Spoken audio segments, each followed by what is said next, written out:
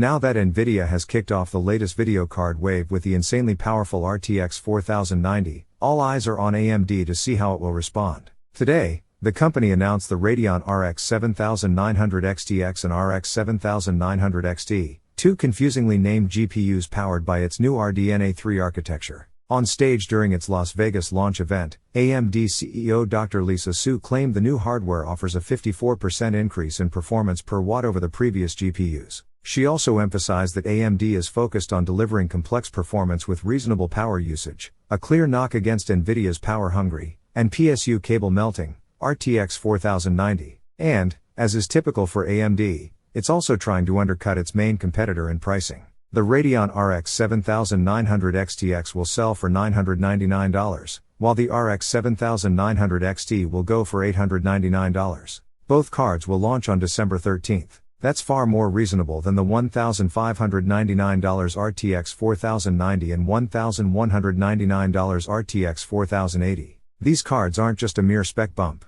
Su says RDNA3 is the world's first chiplet-based GPU, giving it a modular design that can be easily tweaked down the line. Currently, those chiplets include a 5nm GPU compute die and a 6nm memory cache die. It's capable of reaching up to 61 teraflops of computing power, up from a maximum of 23 flops in RDNA2, can manage up to 24 GB of GDDR6 RAM and consists of 58 billion transistors. Naturally, the flagship Radeon RX 7900 XTX gets the full 24 GB of RAM, while the 7900 XT will ship with 20 GB. Both cards look similar to AMD's last-gen hardware, albeit with bigger fans and a sleeker heatsink design. AMD SVP Sam Nafziger also joked that you won't need any new power cables for these cards, you should be able to drop them into your existing system. When it comes to ray tracing, historically one of AMD's weak points, the company says the new cards have a next-generation accelerator with 50% more performance per compute unit. They'll offer 1.5 times more rays in flight, new dedicated instruction and upgraded ray box sorting.